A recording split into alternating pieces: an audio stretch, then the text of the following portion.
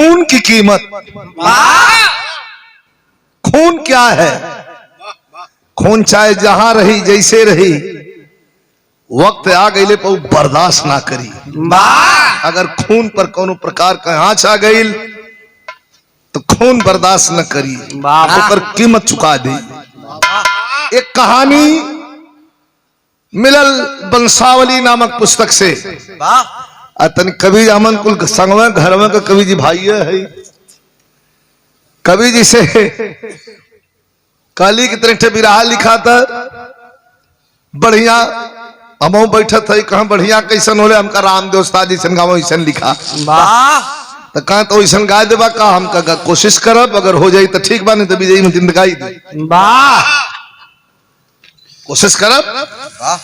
बड़ा तबियत से लिखलन, फिल्म जैसे पर्दा पर देखल जाला विजुअल, वैसे फिल्म मतिन देखे की मिले। आप लोग बहुत बढ़िया से सुनत हुआ, तब एक शुरू कर लेने तो हम कुछ और मार काट के निकल जाए। आप लोग बहुत अच्छा सुन रहे हैं, जरा सुनिएगा। बंसावली नामक पुस्तक में स्पष्ट किया गया कि आल्हा उदल भी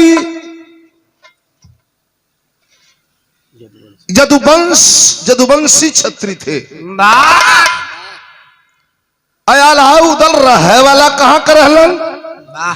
महोबा में तो बाद में जाके बस गईलन बुंदेलखंड में। रहे वाला यही आजमगढ़ कर हलन, बंसावली में लिखल मिलल।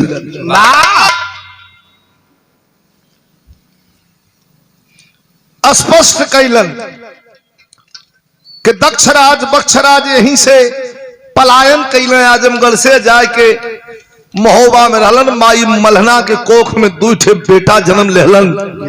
इतना बहादुर, इतना बहादुर कि उनके पराक्रम का चर्चा बचपने में लोग करे लगलन। कहानी का शुरुआत यहीं से भइल, तरी आनंद लीजिएगा। खून की कीमत।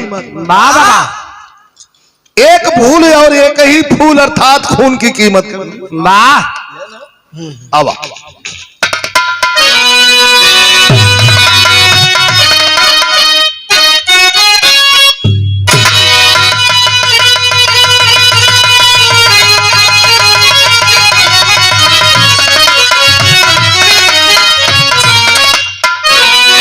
भूमिका में भाव हो।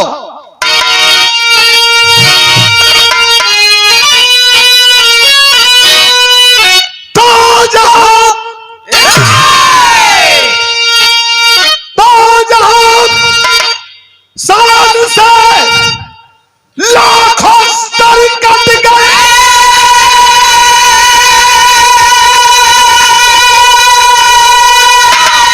अरे त्याग त्याग कजिन का रुका ही नहीं। अरे मैया मैहर की चाहर पथी झूम दी।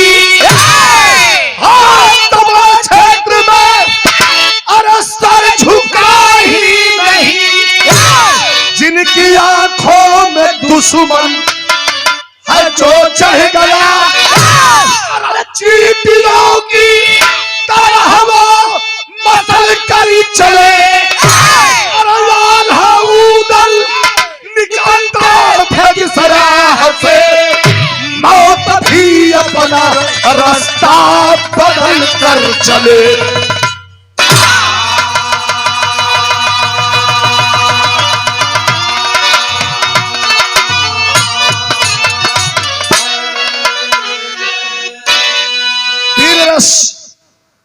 वीर रस प्रधान हो विरहा में, लेकिन हर रस का समावेश, कुछ वात्सल्य रस, कुछ रौद्र रस, कुछ करुण रस से संबंधित बात चलत रही, लेकिन वीर रस विरहा में प्रधान हो। कभी कहलन के आल्हा उदल निकलते थे जिस राह में। एक बात विद्वान लोग कहले हुए कि वीरताई बाजार में नहीं बिकात, वीरताई खून में होले। रुपया लेके दुकान पर चल जीवा, कहवा के तने 10 रुपया के बिरताई दे दा, न मिली। ये खून में होले। यहाँ गजल के भाव लगल पुरनकी रखल गई। ऐसे हम तो गुलाम अली से लेके नुसरत फतेह अली खान के भी गा दिला। इठे वंदना हम बहुत पहले गौले रहली। चमकते चांद को टूटा हुआ तारा बना डाला, गुलाम अली की गजल। माँ बीड़ा वादनी से आवाहन रहल कि तेरे बीड़ा के सरगम ने मुझे पागल बना डाला। कहे का मतलब कि गा देला कुछ भी, लेकिन ई अपने गुरु लोगन के याद में कि बिरहा के जो लोग सींच के गा के बजा के, जब कोई संसाधन नहीं रहल, साइकिल भी नहीं रहल, वो समय लोगन कांधे पर ढोलक हरमुनिया लेके चल चल के मंजिल तय तय करके और लोगन के सुना के स्थापित कैलन की बिरहाई है। उभरती हुई बाजार में संसाधन करीब करीब चल चुका था, भाई कम में रहा। हम 30 किलो 40 किलोमीटर गाजीपुर से बड़हार खिचड़ी गा के, और संजय भैया जब चलल जा 4-5 बजे, तब पैदल कोनो साधन ना मिले। गाजीपुर से हमारे घर लगभग 35 किलोमीटर पड़ी, 35-40 किलोमीटर। अब पैदल चल रहे जाए, खिचड़ी गौले हैं, जैसे दोपहर का बड़हार रुके न, तो गा के खाना खा के आदमी चल दे। चलत चलत 1:30 बजे 1 बजे 12 बजे रात के घरे पहुंचल जा। हारमोनिया मास्टर रहे थे राम जन्म राज भर, बेचारे का कंधा इतना इतना फूल जाए। सामंजस्य रहल तरी आदमी वही में सूतवाऊ दे के बेचारा बहुत बहुत दा सूता दे जा। जैसे महाराज तो के चुंडेश्वर महाराज सूतवा, अरे गजब, जैसे आपके सूतवा दे। और जितना सेवा ही कर दलन कोई करी नहीं। ऐसे आगे 5 मिनट बजा देते हैं सुस्ताले के साथ। अरे वाह, अब दिखा ये गलत बतियाओ था, ये गलत बतियाओ था। देखा गलत कल ना, ज्यादा गलत हो गल तो छुइया मत आज से। यो कहत हो कि ज्यादा गलत बोलत हूँ, लेकिन खत्म हो तो है उठाइबो करी। नहीं इज्जत करल। अच्छा इज्जतियों का आजकल का समाज ठीक ना, इज्जत कर देवा ज्यादा तो समझने वाला सोची कि हमसे देर हाथ। ये भी समस्या हो। चाणक्य ने लिखा है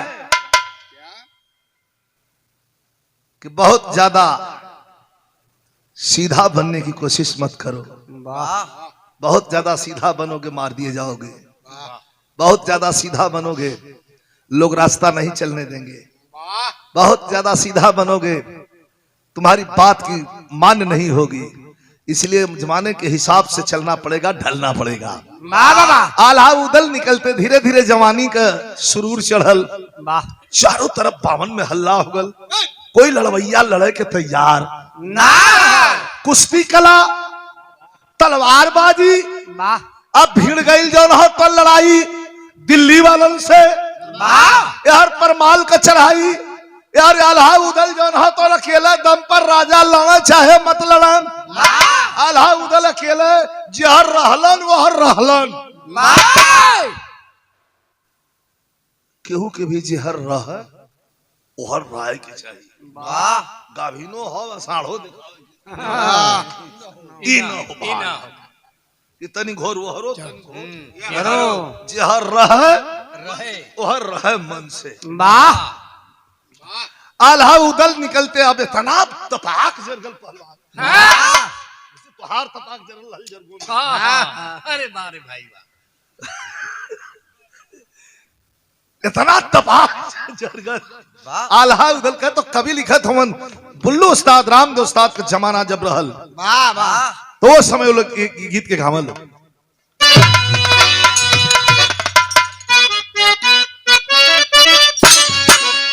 गीत का बोल है गुरु कि पंजाब के बोतल में, पंजाब के बोतल में कसी मीर का पानी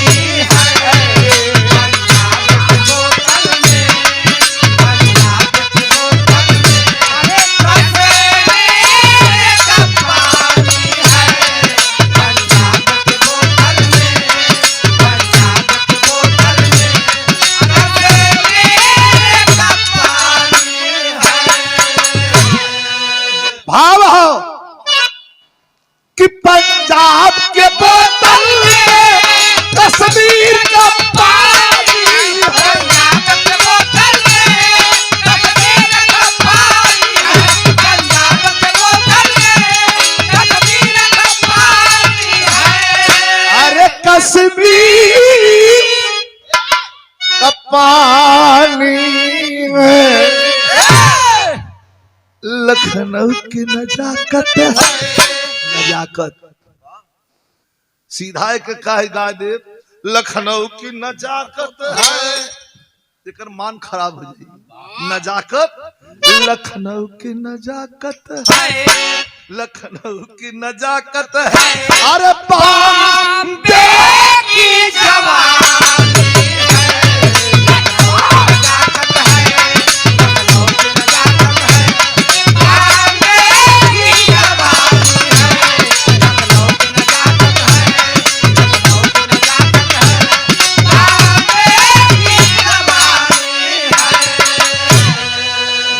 में बड़ा बढ़िया लाइन लिखल गई कि जंगसाली जवानों के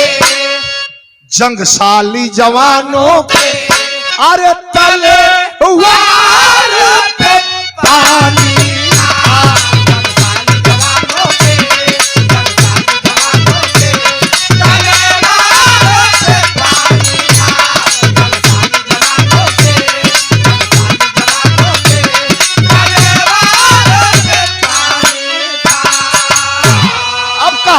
शुरुआत हो गई। देखिए कभी कभी कभी गागर में सागर भरता अपने रचना के हिसाब से। कैसे कभी का इशारा हो क्या है शेर समर में सन के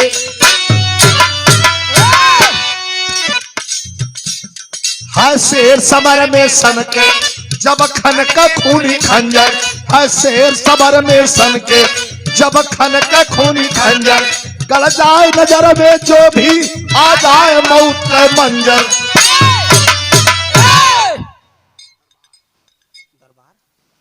दरबार लगल मोहब्बे में।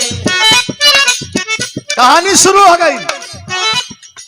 कम समझाई बात समझ में आ जाएगी। एक तरफ आल्हा, एक तरफ पूदल, एक तरफ मलखान, एक तरफ परमाल, एक तरफ देवा तिवारी, एक तरफ ताला सैयद। सब के बैठल बा 2000 लोग बैठल हुए। जैसे कुर्सी लगल है आप लोग बैठल हुए।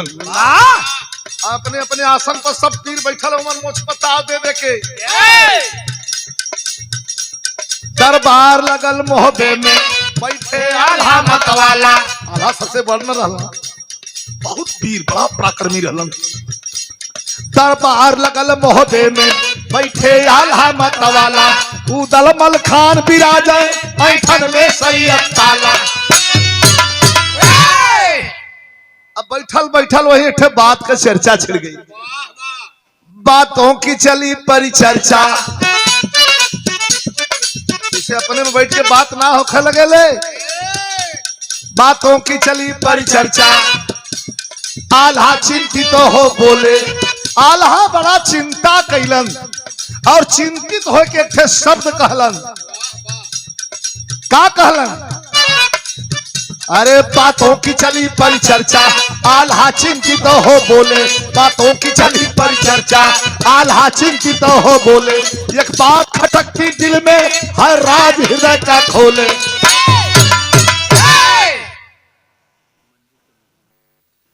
मंदिर कमेटी की ओर से ये 200 रुपयों का पुरस्कार देकर मर्तबा बढ़ाया गया। बहुत बहुत प्रणाम संजय भैया समेत जितने कमेटी के पदाधिकारी हैं सबके हमारे प्रणाम पहुंचे। ठीक है हो। बड़ा उदास हो गई। सबके वो बैठल है। आल्हा के उदास देख के सब क्यों का भैल का भैल का भैल का भैल वाह सब पूछे लगल जैसे गड़िया में हम पूछलिए काहे का भैल व्यर्थ ना व्यर्थ ना सोचे के हो कोई के भी सबके बदले तो छोटा भाई हुआ तू लोग व्यर्थ मत सोचिए बात में कोनो अर्थ नहीं हो ओके न सोचे अगर दिमाग में आवत अभी हो तो झटक के लम्बे हट ये बात तो कोनो मतलब है नहीं बात बहुत छिड़ गई उदल के बोलौलन कलम भैया यहाँ हुआ तो हमार छोट भाई जान से प्यारा हुआ तुहार गौना करौले कितना दिन भयल उदल तो बड़ा आंट के उदल कहा कि भैया 14 साल हो गए आल्हा रोवे लगना कल 14 साल तुहार गौना करौले हो गल तुहार कुछ पता है अरे मुहवा पर तोरे ना केहू कही अड़वा अड़वा कुल तोके बधवा कहल आ तोरे मेहरारू फूलवा के बजनिया कल का बतियाओ तो भैया रोवे लगल नाला चलो 14 बरस हो गल वीर बहुत बड़ियार हुआ बेशक में कोनो शक ना लेकिन ये बात के याद रखा का छिड़ गई बहस फूलवा पर मोरंग देश के राजकुमारी आल उदल का औरत प्रेम विवाह के लिए आल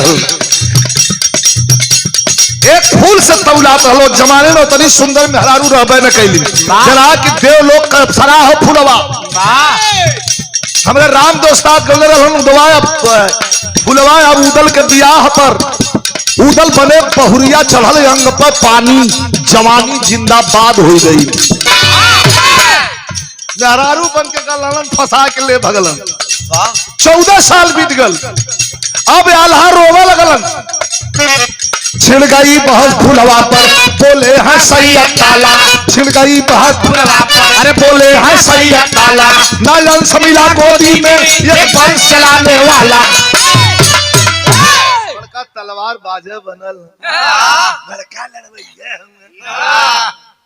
ऐसा रहता तो दोनों जने मिलके इठे कठवो का लड़का जन्माए के आल्हा के दे दिले होता खेला ले होता अरे नाच गईलन कुछ बात सत्य होले भैया कुछ बात सत्य होले लेकिन दिल पर घाव करेले जौन सत्य भी है और दिल पर घाव करत है तो वो बात की कहे कि ना चाहिए अरे भाई रहलन बुला के समझा ले होता लेकिन महफिल में समाज बैठल हो वही समाज में कहलन निकाल के तलवार उदल खबरदार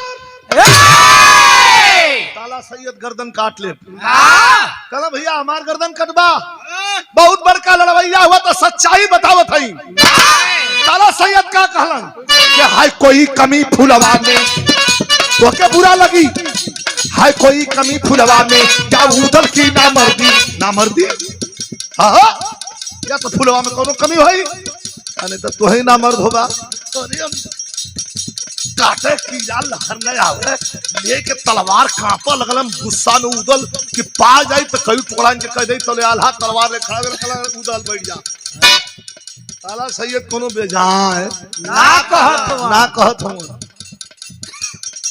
अब ताला सैयद का मन और बढ़ गल कहला हमारे पपी गलत हुआ तो सच्चाई है कोई कमी फूलवा में या उदल की ना मर्दी है कोई कमी फूलवा में या उदल की ना मर्दी उदल फूलवा के साथ है हम सब की है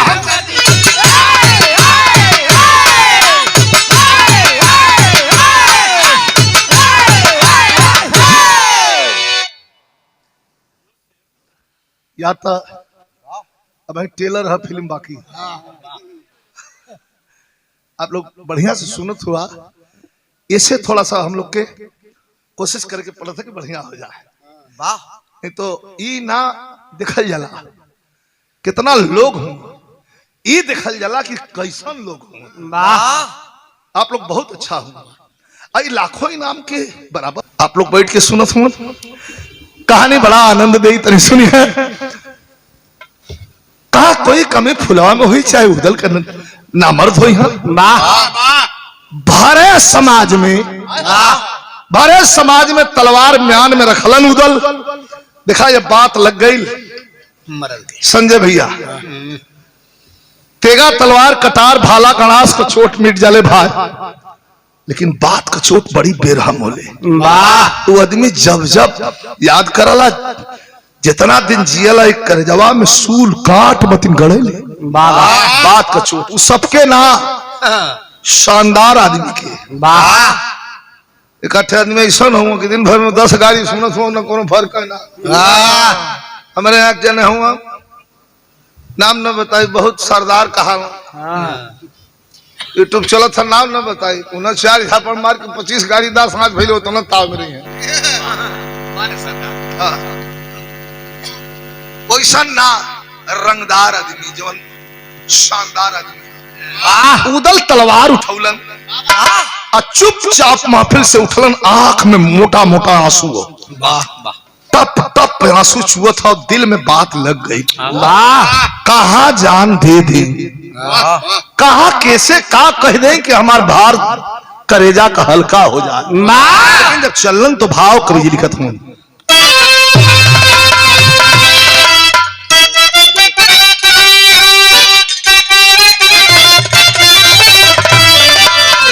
अभी कहत हूं कि खंजरिया देगा, अरे खंजरिया देगा से भी बढ़ के देगा,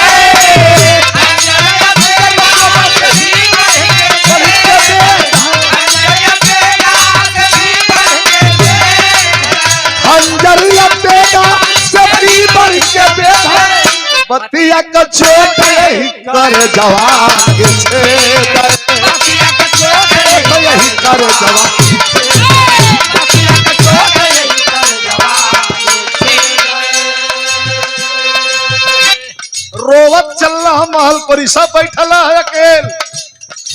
अब महल में अइलो तो का कइले, खुद के उड़ल नहीं सकले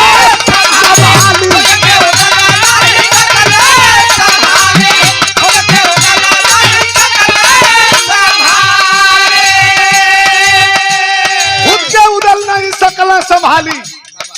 आय आय के धीरे धीरे घर में घुस गईलन, फुलवा रानी के यहाँ गईलन। तनी ध्यान दिया भैया, शीशा के सामने बैठ के रानी सिंगार सजावत रहा। अब भाई अधा सिंगरवा सजल रहा। ये झोटवा पकड़ के एक कह जाला सौती को खुनुस कठौती, कहा के बोलले आ उतरत है खुनुस, कहा सोना जैसन दुल्हन आधा सिंगार कैले रहल, एक आंख में वही काजर लगुले रहल, अतले ये झोंटा धलेलन पीछे से लिया के बारे पटक देलन। कभी कहत हम अरे खुद के उदय नहीं सकल संभाली, ओई फूलवा के मोह दे सके हमें निकाली, फूलवा के मोह दे सके हमें निकाली, फूलवा के मोह दे सके हमें निकाली।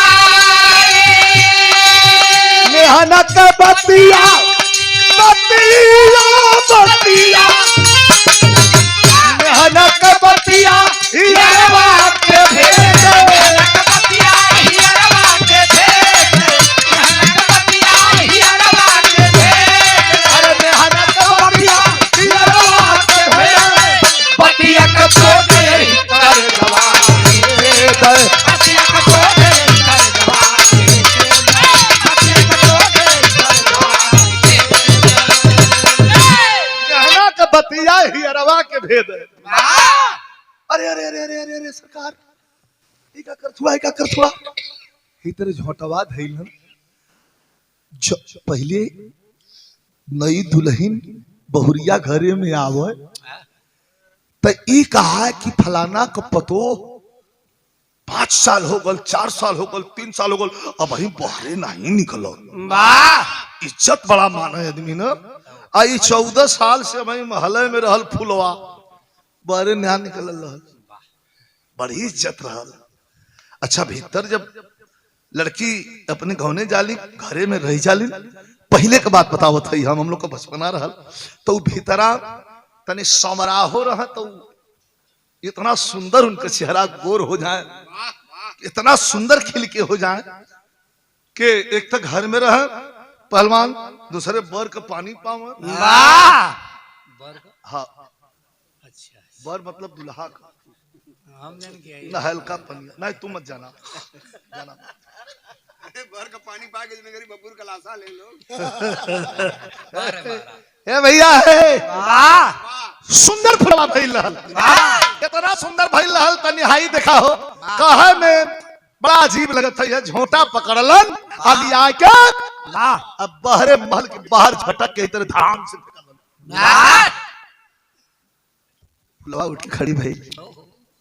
का कौन गलती हो गई सरकार, काहे हम इतने पटक देला भरे लिया के, इज्जत से कहले होता हम तोहर कहल कह दिले हुई।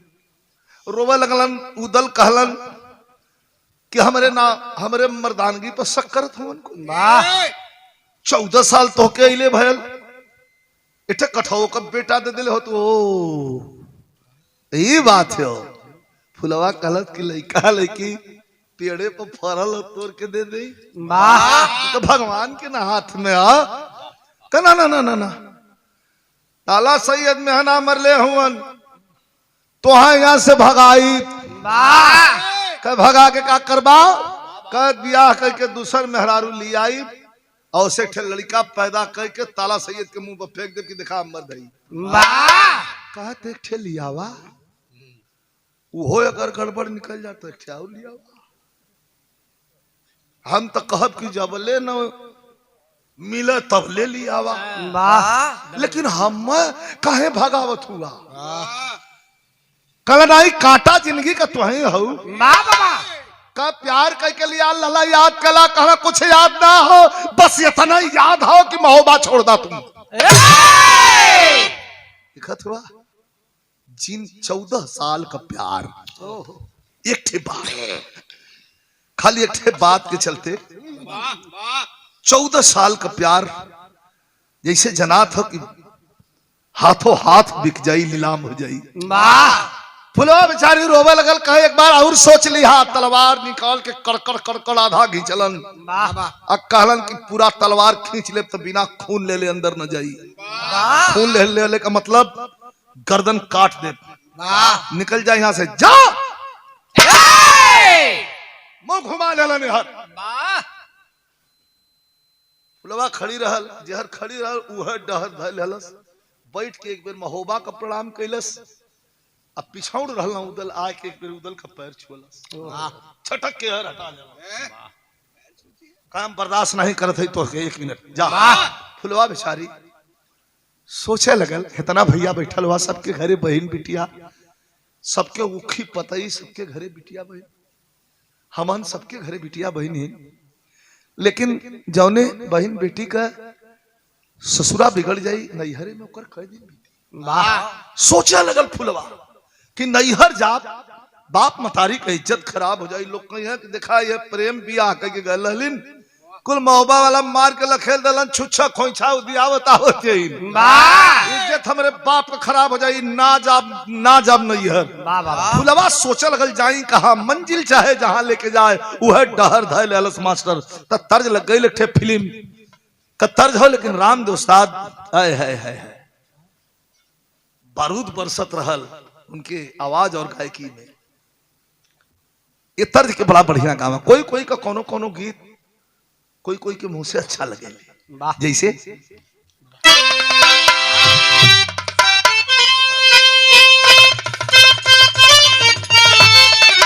उस्ताद का है क्या चढ़ा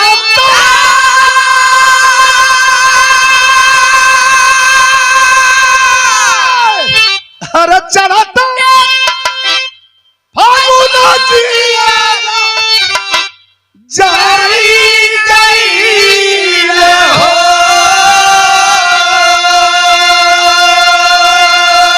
मोर सजन सनैया विसर गइल हो। फुलवा चल रहलस लेकिन कहाँ गई हो। चला जी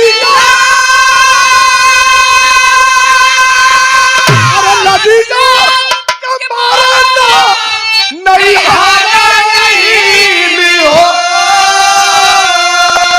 भटकत फुलावा बेचारी माई हर गई और मुझे है जिया भैया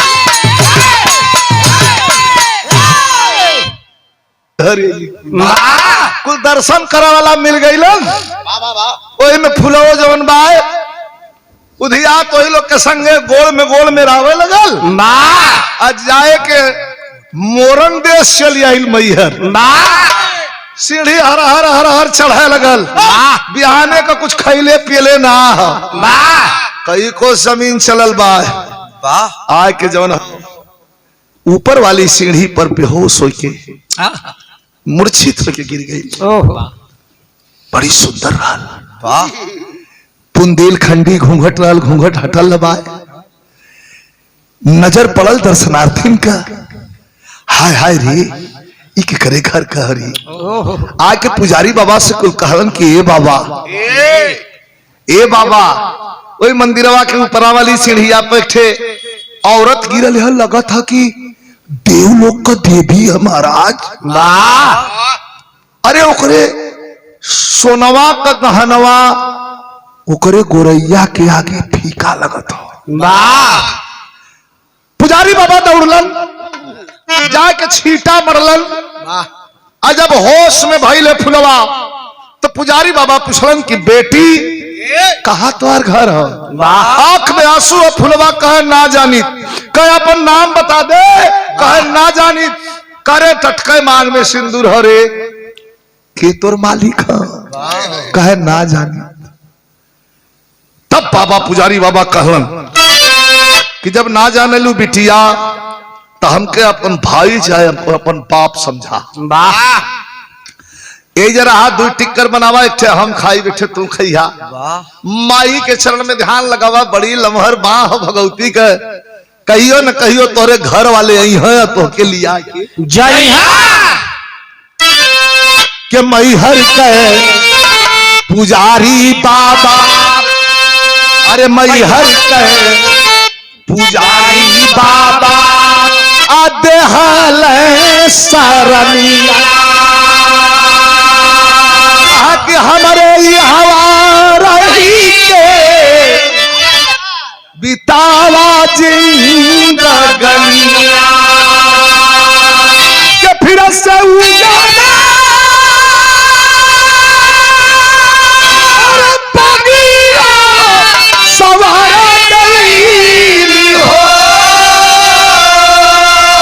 भटकत फूलावा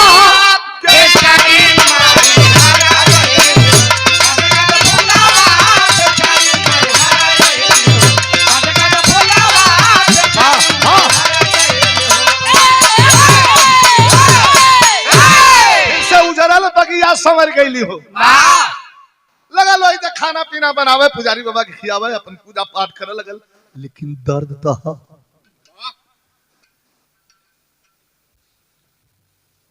यहाँ कोई भला कह दे बुरा कह दे सोचला कि हम करत है तो केहू देखत हो दुनिया का मालिक दुनिया का जज दुनिया का चौधरी दुनिया का सबसे बड़ा कलाकार ऊपर बैठा है वक्त आने पर सब हिसाब किताब बरोबर करता है 20 दिन बीतल रहा औरतन का एक धर्म होला मासिक धर्म 20 दिन बीतल रहल ना बताई बिरहा अधूरी हो जाई फुलवा के 20 दिन बीतल रहल तो उदल भगाए दिले रहलन अब 20 दिन धाम पर बीतल 20 40 माई का कृपा कभी के लेखनी मुस्कुरा के आगे बढ़ल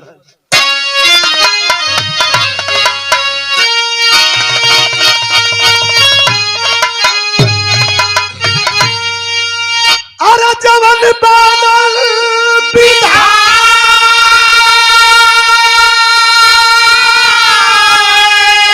अरे उलट फेर नहीं थे अरे उलट फेर नहीं थे क्यों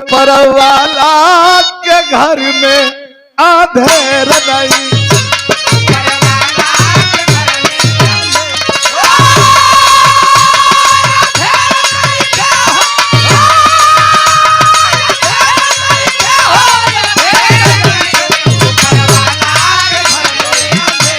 बेटा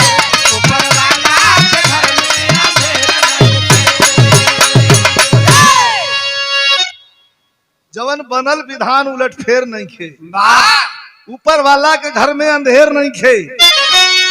कभी अपिराहा खोलत हवन कि जवने माह फूलवा, जवने माह फूलवा के उदल दूर कैले, वही महारानी के गर्भ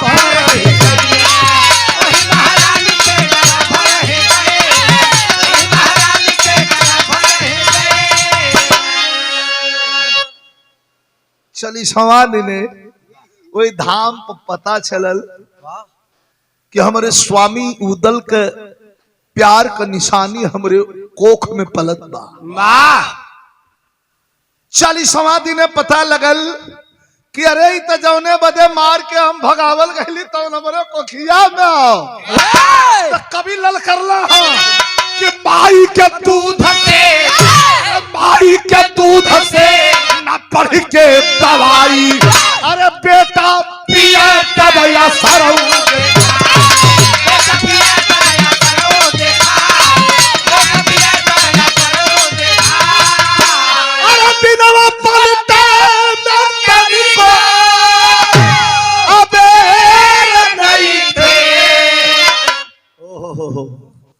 माई के दूध से न बढ़ के दवाई।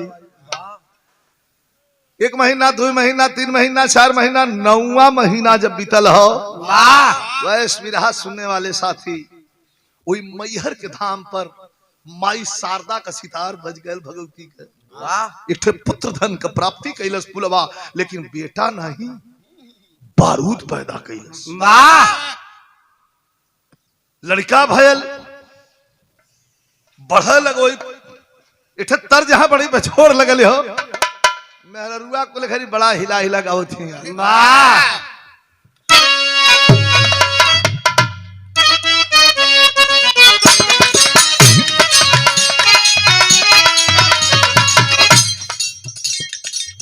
गीत को बोलो लागे मिजाज अभी सही नहीं है, लागे मिजाज अभी सही नहीं है, लागे मिजाज अभी सही नहीं है।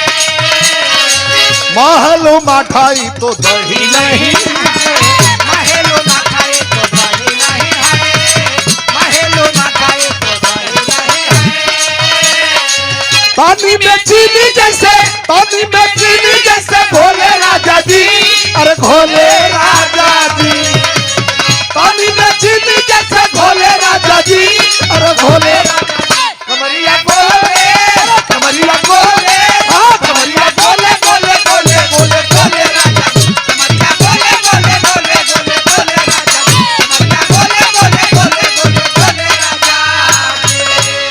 लड़का हो गयल फुलवा का बेटा जब भइल हो,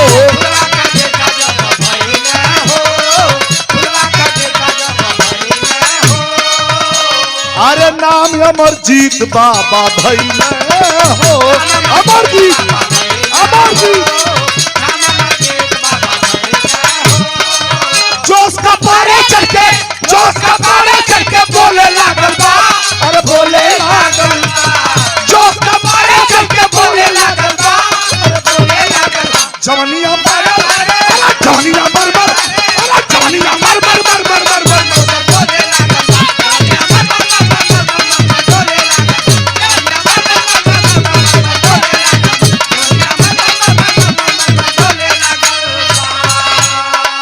साल 2 साल 3 साल 4 साल 8 साल 10 साल 12 साल ना 19वां साल चढ़ गल। लड़का पढ़त बा, मोटात बा, 4 गैया है उनके चरावत बा, दुहत बा, खात बा, रियाज करत हो मंदिर का।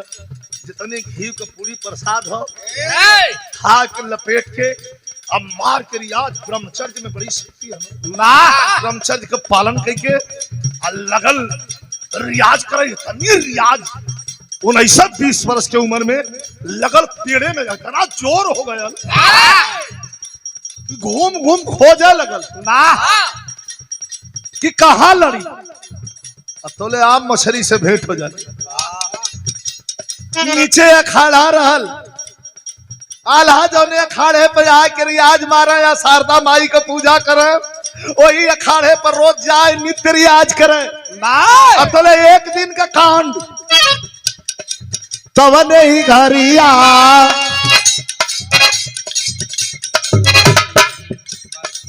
तवने ही घरिया मैहर के नगरिया तवने ही घरिया मैहर के नगरिया अइले आल्हाए काए अखाड़े पर बांध के लंगोटा जंघिया रियाज मारे शुरू कइलन अतले देखला बगलिया में एक लड़का हुआ फुलवा के लइकवा रियाज मारत बा पसीना से एकदम भीजल बा एकदम जमीनियों पहुंचल बा मार के रियाज फिर खड़ा होके मार दे दर फिर मार दे बैठ का फिर मार दे दर आल्हा के ईर्ष्या होखे लगल कि कौन जंगली हरी उनकी का पता कि हमारा कौन है ये कौन जंगली है रे सरवा ये हम मच्छी धत ना का कले रे लड़के यहाँ आओ खड़ा भल का कैसन बोलत हुआ तोर हरवा है का वाह मर्दवा बूढ़ भैला सहूर ना भल तोरे ठीक से बोला कल नहीं बड़ा रियाज मारत हुए पट्टे तो सोचलिए कि तो लड़ा के तो जोरवा ना होता तो जोर तोर करवा दे वाह लड़कवा कहलक कि एक आदमी लेके आल हुआ कि अकेला कह नहीं अकेला है कह तब मत लड़ा कहा काहे कहा उठा के पटक दे उठा के दे बाप वाह आला पीछे आला ही ए सारे का देखा ये आप तनी पटक के दिखाओ तो ना जानकारी हो तवने ही घरिया मैहर के नगरिया अइले आल्हाए काए अखाड़े पर भेंट मर्जी से भइल बा धड़कल करे जा धक्का धक हाथ मिलावर भाई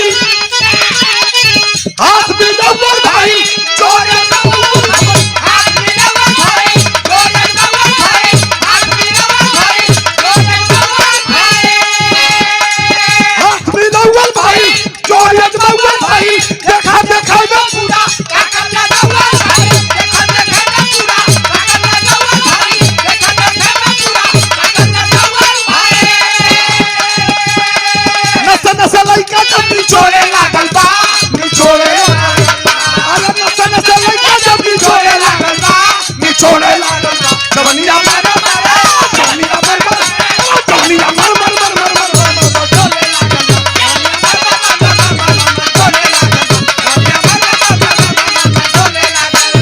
अब यहाँ गलती हो गई जब वही अखाड़े पर लड़का आल हाथ मिला के कल चचा जब ना मन बतावा वाह चला हिसाब से लड़ लेते अतोले बड़कवा की गलती कल नाना शोभा दिला गर्दन पर उठा के 1 कुंटल का हाथ वही लड़का के अमरजीत के फुलवा के लड़कवा गर्दन पर थाड़ दिया हम मरते हुए छौड़िया के हो दे चल गल कह रे मर्दवा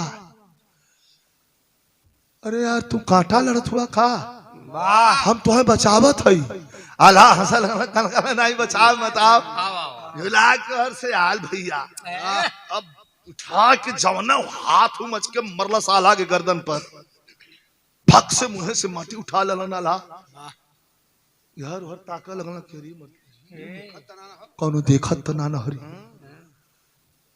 कहना तोर कहाँ घर हो कह भाई चापा भी एक बेर तो कहवा तोर बाबू माई के यही से मने करत रही ये से तगड़ा भाई मारब वाह आल्हा एकदम गर्मी में हो गए कहलन कि हे सारे निपोरी का देखा तब यार पार हो जाई के तो से डरा थम मेर दबा आवार पार लड़ला तू न फिर गेला न पता वो के ह के हमर बड़का बाबू हुआ न पता का हो। यहाँ का लाइन लग गई मंगल मुंशी वाली मास्टर।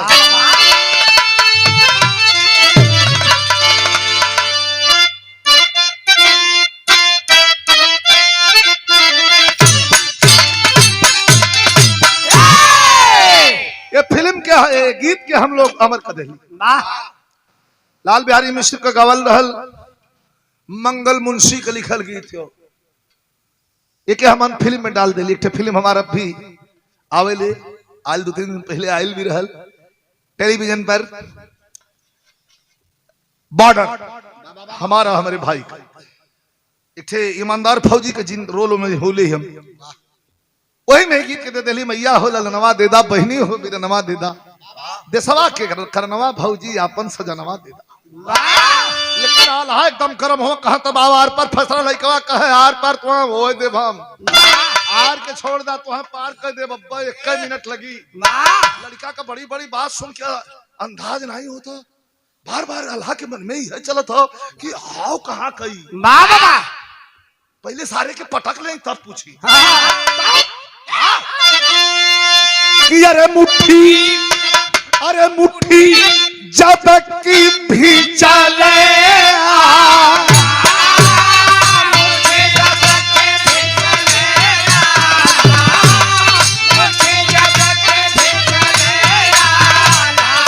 आय अपने ओरिया खींचले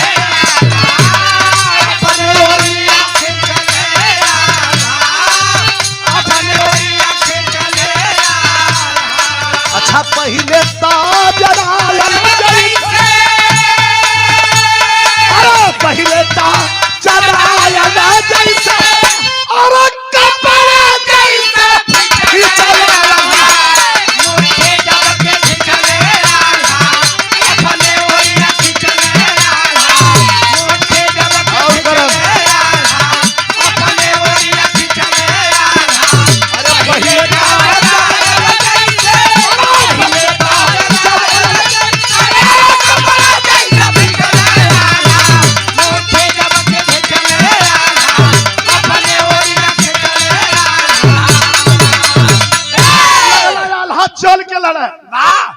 चल के बनारस के लड़वैयन में लड़वैया बहुत भइलन।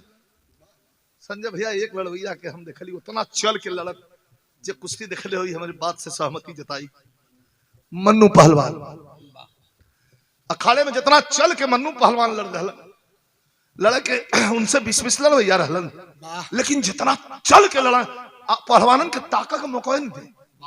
इतना चल के लड़ा आधा चल के लड़ा लड़कवा के उजियावा लगलन कि फटक ले जल्दी। लेकिन लड़का गरम होकर लगा तब भड़कल बारूद जैसे अरे यारी अल्लाह पहाड़ भड़कल बारूद जैसे अरियल पहाड़ अरे आल्हा के उठाउला भलाई का अरे आल्हा के उठाउला भलाई का अरे धोबिया पछाड़ो आल्हा के उठाउला भलाई का धोबिया पछाड़ो अरे शंका में घिरले शंका में घिरले शंका में घिरले कहिया कैसा फेरले कहिया कैसा फेरले कहिया कैसा फेरले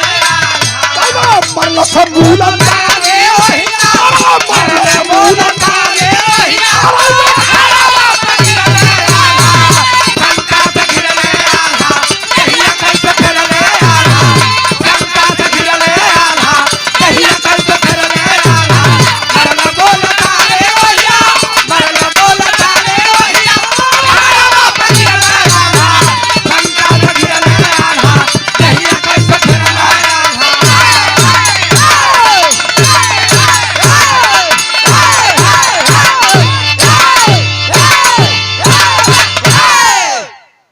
जौन डर रहल उहे हो गई। चढ़ा ललस मुल्तानी पर इतना भैया बैठल हुआ दाव पर जब लग जाई तो साण भैंसा के पटक लिए लाद ललस आल्हा के। अरे अरे अरे करते हूँ मरस 80 अंश का कोण बना के धर्म से गिरलन जब धर्म से गिरलन धरती पर तो छोड़ के चलल भाग जाके लगल अपन कपड़ा पहने उठ के आला पहले दुबे खोखला सुनी है बच्ची आऊ लड़बा अब हल्का है एक और कड़े कह दे तो उठबा ना अला कला करे कहा तो घर जाता मत दवा सहूर हुआ तोरे बोले को सहूर ना हटा हरे तरे कैले जब से कम बोले की चाहिए जौन गिरदाई को घमंड चढ़ल कपाट पर भूत उतार दे से कबीर पटक के तुरंत आल्हा खड़ा को झंखत होवन आ लड़का वजह से ललकारलस कल सुना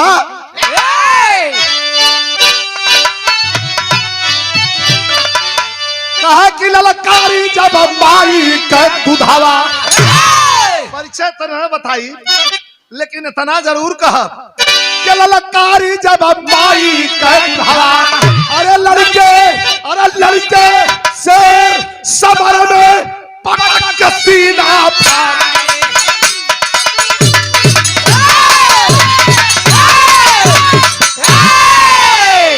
लड़के शेर समर में पटक के सीना फारी ललकारी जब माई का दुधवा कहा जा चचा जा के फेरे मत पड़ा आल्हा के मुंह पर करिखा लगल चुपचाप बकर खाली ओकर मुंह ताकत होन कैसे मास्टर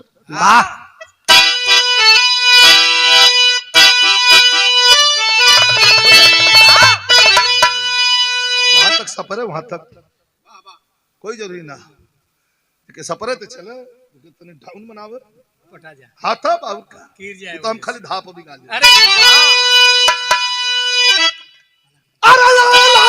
का बुहरा पत्ताला प्यार देख नजारिया ढालल सचवई में सरिया का हुए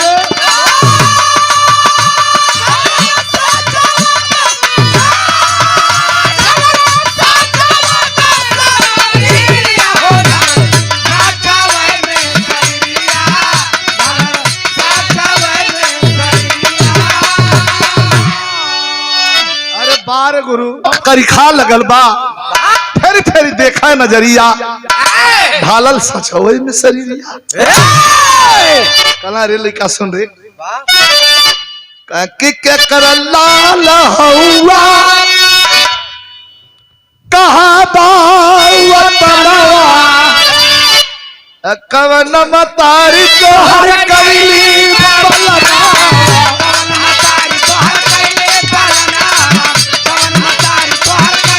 बलना कवन पाघिन तो के दूध पिए उलस रही लइका वाह बाबा चटक के फट दे गल गइयन लेहला से जंगलवा में विलुप्त हो गल वाह ई आल्हा है जे खड़ा होके नीचवा से माई मैहर के पहाड़े की तकलन कला माफ करिहा माई दर्शन कर हम न आवत ईश्वरवा पटक के हमार मूड खराब कर दलस माई वाह अब जात है महोबा दूसरे बेराई मावा वाह आ गेला महोबा मुंह गिरल हो उदल देखल कहला भैया तोर महोबा में कैसन करी खा मतलब तोर महोबा भल हो तो आई के महोबा अरे करे लगल चर्चा बकीना बतावल छुआले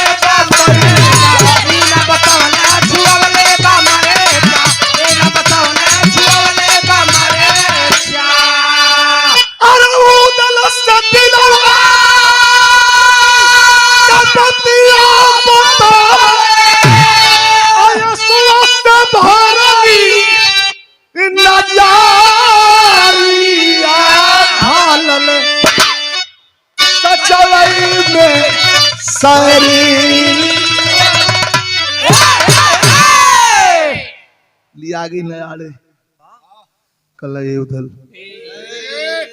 सच सच बताई कहा है यार बतावा हमसे कहा छिपावत हुआ कहा मैहर के अखड़वा पर वाह वाह नहा धो के हम लंगोटा जंगिया चढ़ा के सो चली रियाज कर ले तो चलब दर्शन करे ना 19-20 साल का नरमय लड़का रहल वाह पकड़ के डरिया बीम खींचत रहल ये उधल ओकर देहिया देखली तो हमार करेजवा धड़क गल मुंह ना देखली पीछे से देखली कहली कि हमार उधल आ गई ना वाह एकदम काट के तुरंत शरीर रखल रहली वाह का बात बतावा कुछ छोड़ा का पूछ ले हुआ हम 2 बेर पटक दिलस कला तक पटवा कहला सचो यार 2 बेर लाल हो के आंख में खून तैरा लगल बड़ा बहादुर कहला रे मर्दवा मलखान परमाल ताला सैयद देभा तिवारी एक हम 5 जाने के लड़ा के अखाड़े से तू बाहर निकाल देला कवन रहल हो खोज के पटकब सारे के आल्हा कला के रहे फेरे मत परिया उहरे जंगलवा में कहा जंगलवा में तोहर बात हटावा मतवा महोबे का पानी लुटा के चलेला एक वीर पुरुष का कोई वीर वीरता का अगर गुणगान करे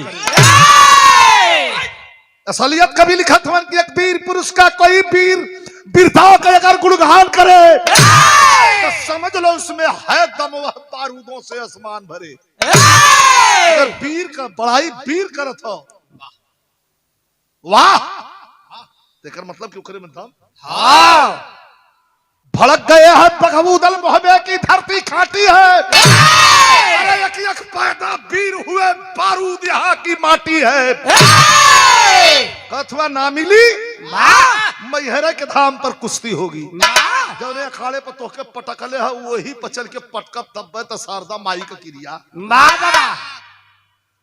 मैहर के धाम पर कुश्ती होगी ना लगाए हफ्ते ऐलान हुआ बगबूदल की कुश्ती होगी खाली अकेला एक लड़वैया लड़ी ओकर नाम हो उदल जेकर मन करते लड़ ले नाग पंचमी के दिन 10 दिन हो ना दुगैया पिटा गए उत्तराखंड और बुंदेलखंड उत्तर प्रदेश चारों ओर घूम गई दुगैया पाती घूम गई आवे भैया जी के लड़ाई के हो उदल के देखे बदे भीड़ लगल जैसे हमके याद आवेला 84 में सन 84 रुस्तम हिंद लालजी पहलवान को कुश्ती बंबई में इठे महाराष्ट्रियन से लगल रहल हमऊ गल रही रामदेव गुरु के संगे इंदिरा गांधी का हत्या भइल रहल उस समय तो वो मराठी लड़वैया जौन रहल बहाना करके भगल कहे हमने लालजी पर इतनी पानी रहल बहाना करके भगल आदमी टिकट ले लेके जुटल हुआ कई हजार आदमी जुटल हुआ लालजी का कुश्ती देखे बदे लेकिन जब लोग देखलन कि लड़वैया नहीं है उदास हो गई लोग तो अजंता कल मांग कैलस की लंगोटा जंघिया चढ़ा के और लालजी पहलवान खाली अखाड़े पे चक्कर घूम दे हम स्वागत कैले बारे लालजी पहलवान चढ़ के लंगोटा जंघिया चढ़ा के मार के रियाज जब एक चक्कर दौड़लन अब आप विश्वास न करवा चदरा बिछा के रुपया बटोरल गेल खाली खड़ा रहा हर हर हर हर आदमी देव लगलन ये सब आंशिक चीज है सरस्वती के वरदान हनुमान जी के वरदान ये दोनों वरदान आंशिक सब जुट गए एक एक वीर सजे मोहबे से रण देखन रणधीर चले कसे लंगोटा बांध के फेटा सभी मोहबिया वीर चले आज कोई मैहर के धाम के नीचे आल्हा वाले अखाड़े पर बना लगल खाना नहाए निपटे लगल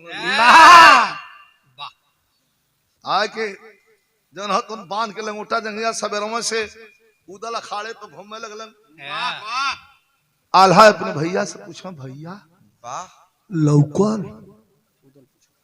कहला भाई के हम दिखते चीन जा हाँ इतना कस के पटकले हो कि हमार पीठ चरकल है अब वो लौकल ओकर हवा लगत लगत हम बता देते है शाम के 4 बजे फुलवा के लइका गइयन के हरा घोर के आया के जौन तो मैहर के चुनरी पहनले चढ़ले अखाड़े पर बड़की लुंगी तहबन मरले या कुर्ता पहनले अब पान के बड़की मैहर वाली पगड़ी चढ़ल अखाड़े पर आल्हा दबर के उदल से कहला इहा इहा इहा इहा दौड़ के उदल गइलन चाके और लंगोटा जगिया पहन नहीं रहलन बदले का भाव हो करेजे में मार के ताल कहला करे सुनीला की बड़ा बड़ियार लड़वैया हुए हमारे भैया के पटक देले तने हमसे लड़के दिखा लइकवा पूछलस की दुइया भाई हुआ लोगन क्यों का जने हुआ नहीं एक जने और हो तो ये लगले बोला ला घरी घरी हम में पैबा नहीं ये पटक के कुल खाली करी इतना सुनल तो आल्हा दौड़ रहा उदल का हाथ धल है कहला कि बहाना कर जो कि हमार पाखुर में दर्द हो चाहे कह दे चमक पड़ गई भाग में हो बाई पटक दे तुरंत एकर विश्वास देखत हुए 100 में 100% विश्वास कैले हो कि तुहा पटकब 1 मिनट में हम हमारे आंख बाई आंख भी फरकत है बिहाने से अशुभ भाई हाथ जोड़त है मतलब उदल कहला हटा तू पहले बैठा मर्दवा मिल गल हाथ बिहाने कल 10:30-11 बजे दंगल शुरू हुई भागल गए माई शारदा भगवती के धाम पर जाके फुलवा माई के गोड़ धैलस कलस की माई रे इठ घमंडी के पटकले रही है 15 दिन पहलवा अपने भाई के लिए आल माई हम बेइज्जत करे बदी तनी माई से आशीर्वाद दिवाई दी फुलवा बैठा के शारदा माई के आगे यह अचरा बेटवा के सर पर ढौला समरजीत के कपारे पर और उठा के कलश की ये माई ये कुश्ती नहीं हो ये महोबा के इज्जत का सवाल हो शारदा माई भी कंफ्यूज है अरे महोबा नीचे हो महोबा ऊपर हो साफ खोल के फुलवा कलश के हमार लड़का 20 साल तोहर सेवा कैले है कब तो से कुछ ना मंगली लेकिन आज मांगत है भगवती दुनिया में कौनो लड़वैया होकर हमारे लड़का के विजयी के ताज पहिराई के तो नीचे से ऊपर चलाया बाबा नहीं तो हमारे जानब के हमारे पूजा में कोई कमी रहे जब मांगल गल शारदा माई से आसन टोल गल पहाड़ वाली के तो भाव हो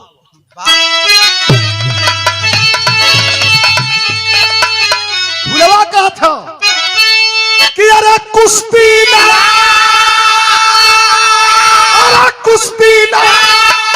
इज्जत हो खानदानी पानी डूबी ना और रखा लाज है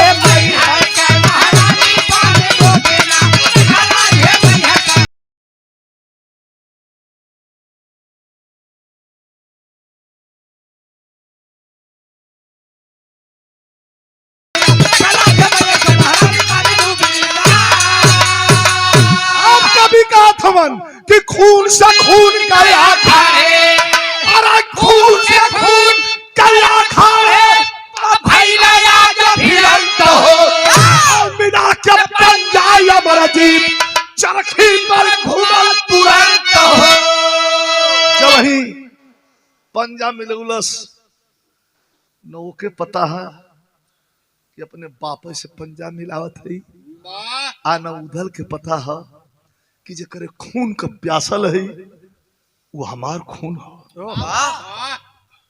मिला के पंजा से पंजा हट जा साइड हो जाओ छोटका बनरौन मतीन सारे बैठल हो साइड जगह छोड़ दा बड़ा बढ़िया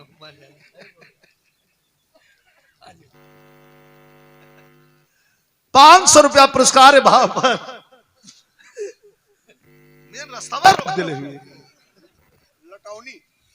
आदरणीय श्री रामचंद्र भैया लटौनी की धरती से 500 रुपया पुरस्कार प्रदान कैलन भैया के आभार बहुत बहुत प्रणाम सब पंच कर बहुत बहुत नमस्कार प्रणाम आज अब जब ही हाथ मिला के पंजवा मिलावत हो लड़वैया जो हमार भाषा समझी पट दे चरखी घूम गल रूम घूम गल भाग के उधर हाथ खड़ा भैलन आल्हा कहला अब्बो से कह दे पेट दुखा था वाह पटक दे रे पटक। आल्हा कहला हटा मत तू हटा।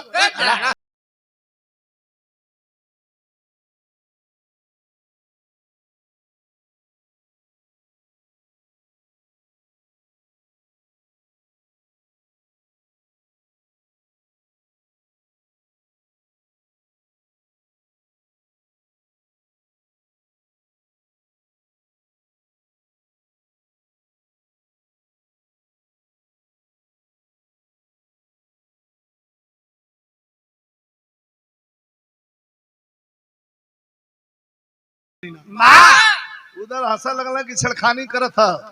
1 मिनट में कहानी खराब करब हम घबरा।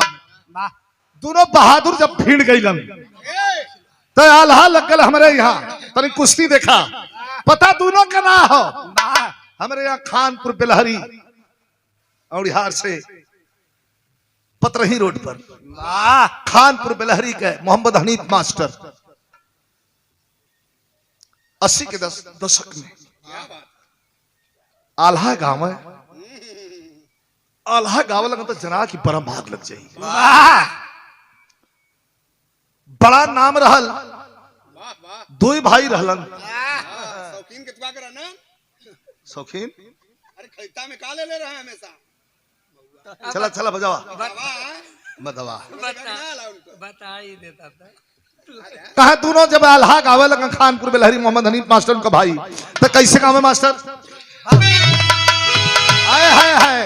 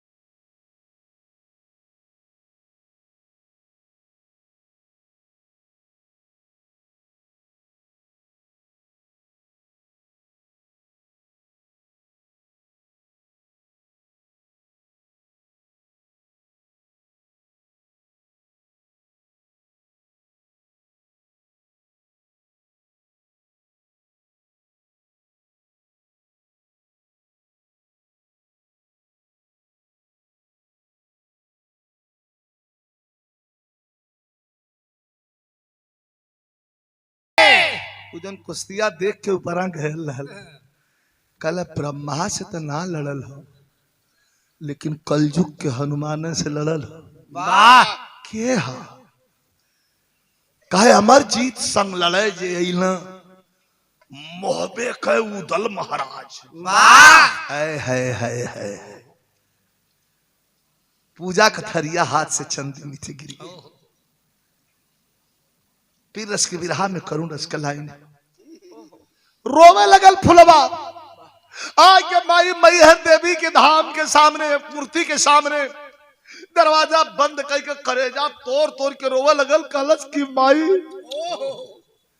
बेइज्जत करके महोबा से निकाल देल गईली तो से एक बार वो रहन नहीं देली 20 साल अपन लड़का लेके इस जंगल में कष्ट कटली तो से कोनो शिकायत नहीं कैली। लेकिन आज जौने दोराहे पर अम्मा खड़ा कैले हो माई तो ही बता दा माई के कहीं के हरा दिया के कहीं की जिता दिया। आके पुजारी बाबा कहलन कि यहाँ रोवा मत जा जल्दी भाग के जा नीचे 3 घंटा के ऊपर होकर जात हो न उ तन को मोहबे वाला जुमिस खात हो न तोहर लइकवा तन को हिलत हो जनाथ लोहा से लोहा टकरायल हो चिंगारी फेंकत हो लड़ के दोनों मर जाई है जाके छोड़ा दा। जैसे धान के रोपनी में माता बहन कछान मार के रोपनी करे में तर उठा के अपने धोती के लुगा के कछान मरलस अब फुलवा एक एक सीढ़ी धान धान कूदा लगल कितना जल्दी भाग के जाके छोड़ा दी। एक तरफ हमारे अचरा हो दूसरे तरफ मांग का सिंदूर हो बचाना जरूरी हो। आज जब चले लगल सीढ़िया पर तब माई मैहर पर इशारा कई को रहन देत जाते जा का हो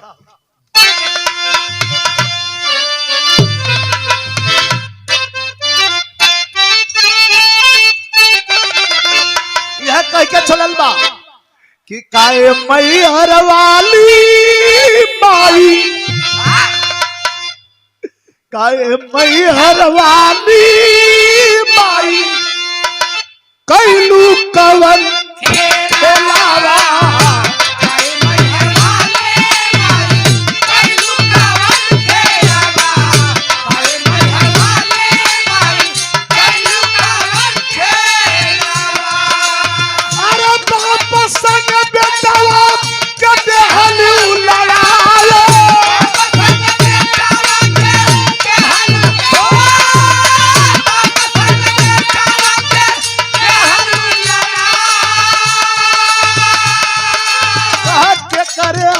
जीत के लगाई बड़ी रजिया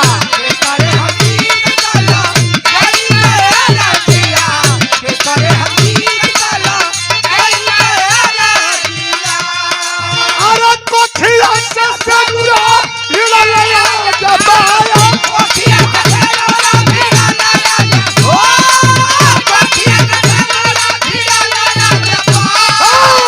मंदिर से दौड़ल अखड़वा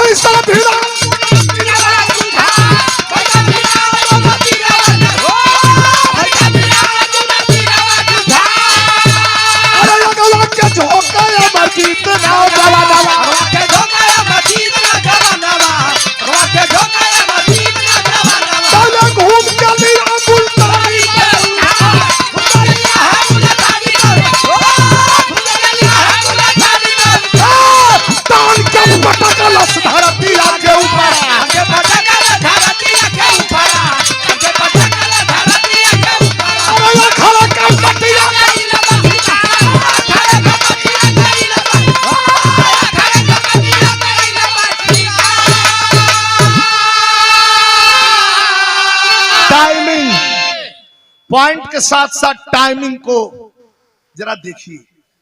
सब खेला टाइमिंग का उठाउलस हर जनता खड़ी होकर करे बाप रे बाप उदल के पटक दे कार ही मरती आदमी के विश्वास जे ताली बजावा वाला रहा इतना पड़ा कि ताली रुक गई मुंह खुल गला पटकलस अतौले फूलवा अखाड़े के बेदी पे चढ़ गई। वाह वही जैसे चिल्लाई, खबरदार, रोक ले, रोक ले। सुनात ठीक है, ठीक है, वाह रोक ले। वाह सुनात उठा ललस दाव पर, तब रोका के कहाँ गुंजाइश हो। तान के पटकलस धरतिया के ऊपरा, अखाड़े का मटिया गइल बा छिटाए, आल्हा लगल वही मेढ़ में कपार रह भुला गेल हनुमान चालीसा के चौपाई। मने कैली है कि हमके तो अकेल पटकले रह, केहू ना देखलस। ई जमाना बटोर के पटकाल है, देख ले। फुलवा आ गए जब वहीं सीना पर बैठल, दोनों हाथ ऊपर करके माई शारदा के प्रणाम करत हो, हाथ नीचे कैलस तो फुलवा पहुंच गई, खींच के तार तार दुई थप्पड़ गाले पर। छौड़िया आगल तकलस, कहे माई तुम आई रहो का कुश्ती देखा। वाह यह फुलवा रोने लगल। बड़ा दर्दनाक और बड़ा वैसन लम्हा है। फुलवा रोवे लगल, कहे बेटा छोड़ दे, कहे नहीं छोड़े मत, कहो मुआई भी की। फुलवा के आंख में आंसू, कहे छोड़ दे रे, कहे ना छोड़ब रे। ये परक गल हुआ एक मिला गया भाई, पटकले नहीं 15 दिन फिर आगल, फिर आई नहीं छोड़ा के मुआई दे सारे डेरा जी। फुलवा कलाई पकड़ लेलस, उदल आसमान देखत हमन। फुलवा कलाई पकड़ के का कहलस अपने बेटा से,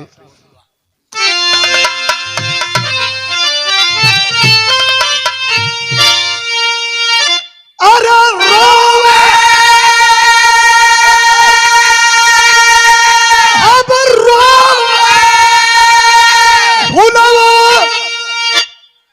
इज्जत मारे झुकाला नीचावा। कब पटकले आई तो तोरी इज्जत कैसे नीचे झुका देली। पटकले आई फुलवा कहते रे पगला, पकड़ ले कलैया का कहे कि अब रोवे फुलवा इज्जत मारे झुकाला नीचावा।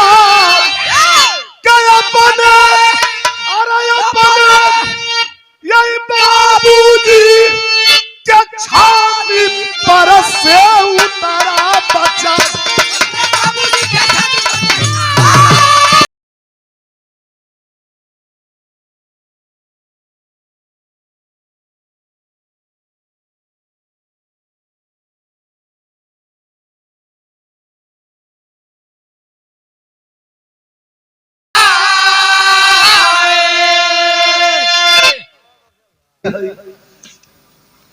इज्जत को झुकौलिया नीचवा, अपने बाबूजी के छाती पर से उतरा बचवा।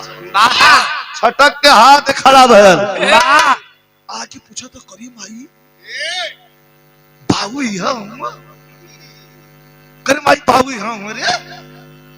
हाँ भैया, करे माई हाउ जोन मिड़िया के नीचवा लुकात हूँ वो क्या हुआ। कहे भैया तुहार बड़का बाबू हूँ।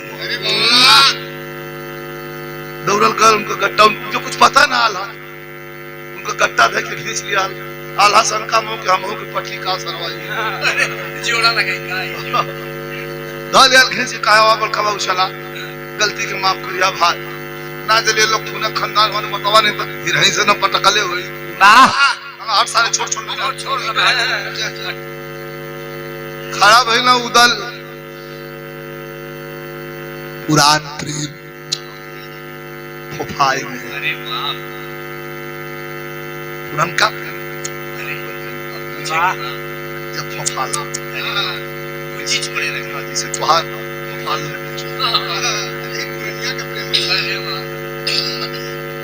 फोफाई गयल पुरान प्रेम। फुलवा के देख के उदल के आंख भर गई, रोवे लगलन। कलन के हम तो इतना गुस्सा में भरल रहली कि तोहे जद बद बोल के भगा देली। हमेशा हम तू संभल ले हो, यहाँ हम ना संभाल बोल। वाह ये सब का हम समझत ना है। अमरजीत के गटवा गटवा कलैया धय के आ उदल के कलैया में रख के कहलस, आंख में आंसू और फुलवा कहत बा स्वामी कि जवन माह मोहबा हमर छूटल सजनवा, अरे वही माँ कोखिया में पालल है सुगनवा।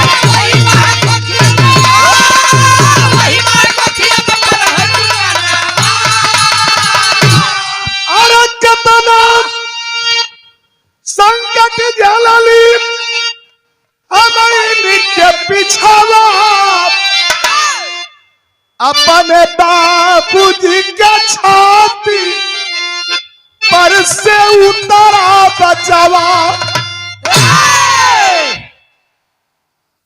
जौने माह में मोहबा हमार छुटल सजनवा, वही माह को खिया में पड़ल रोवे लगला। उदल कहला तो लवट काहे न अइलू,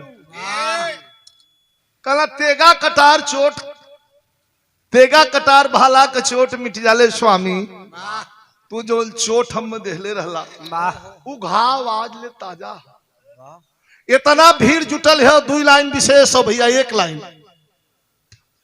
दंगल में इतना भीड़ जुटल है, सुई गिर जाई तो आदमी आवाज कह दे जान जाई है। इतना शांत हो, चुप, सांस भी सब बड़ा संभल के लेत हो कि माई का कृपा देखा। मने मने गुज गुज गुज गुज होवे लगल कि उदल है कलई का।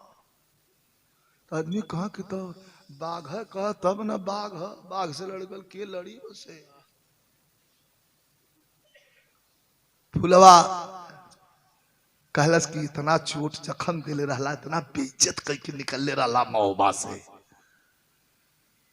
हमार हिम्मत कई बेर पैर कोशिश उठल कि चल चली, हमार हिम्मत ना कैलस। उतना भरे अखाड़े के बीच में इतना शानदार आदमी हाथ जोड़ के और घुटना पर बैठ के रोवे लगला। उदल कहलन कि हम तोहार गुनहगार हई, हमके माफ कर दिया। भगवान के दरबार में हमें माफी मिले या न मिले एक चिंता नहीं बा, लेकिन तू हमके पकड़ ललस कलाई लगल रोवे। फुलवा कहे का कहत हुआ। उदल रोवत हुवन, भाग के लम्बे खड़ा भइलन, कलन तोरे संगे जौन ना इंसाफी कैले हई हमें भगवान माफ नहीं करिहन, हमके माफ कर दिया। फुलवा कहले कि हमके माफ कर दिया। तोहना लोगन के लइका तोहल उनके बेइज्जत कर दहलस, दोनों जाने के एकर माफी हम मैं देदा। हम तो 7 जन्म के रिश्ता का गांठ बांध के ब्रह्मा के यहाँ से चलल है। बेइज्जत इतना कर दिल रहला कि हमारी हिम्मतिया ना पड़त रहल, लेकिन माफ कर दिया। हम तोहरा लोग के लइका तोहके तोहन के बेइज्जत कैलस। तब उदल खड़ा भेलन, लंबी सांस लेहलन और कहलन कि अरे रानी, एक बात याद रहे, दुनिया में बड़ा लड़ाई लड़ली, बड़ा कुश्ती लड़ली, बड़ा संग्राम जीतली, लेकिन पूरा लड़ाई और संग्राम जीतले के जितना खुशी ना भइल उतना ही लड़ैया पटका गईले में खुश हुई। ये कैसे कहा कि ये लिए ये लाइन सबके लिए हो, व्यक्तिगत विराह के लिए नहीं हो संजय भैया, सबके लिए लाइन हो, समाज के लिए। क्या दुनिया में चाहे हर एक बाप समझदार हो, अब बेटा वो कर निकले वो हुस्न शानदार हो। दुनिया में हर पिता यह चाहना कि ओकर बेटा उसे भी शानदार। यार हमके यकीन हो गल लिया कोई हाई, अरे कोई नूर नित्य लगावा, चल अपने बाबूजी के छाती पर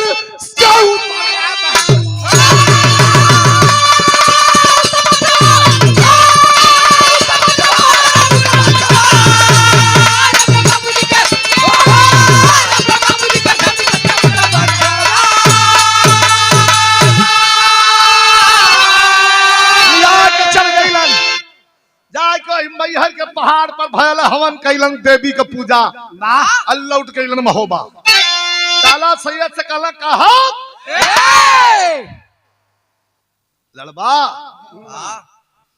ताला सैयद कहला समय पुरुष बलि नहीं होता है समय हो समय तो आज वो दिन हमार समय रहल आज तो हार समय है समय के खेला ना समझे के चाहिए उतार चढ़ाव जिंदगी का दोनों पहलू हो कभी उतार हो कभी चढ़ाव हो समय कभी डाउन होले कभी सुंदर होले डाउन हो तो घबराए के ना चाहिए और सुंदर होता है आदमी तब खैर खुश रहबे करला सुख दुख दोनों साथी हो गुरु बिहारी गुरु गणेश गुरु रामलाल की लीला रामदेव चंद्रिका कवि का जोड़ कोई ना मिला ललकारी जब माई का बुढ़ावा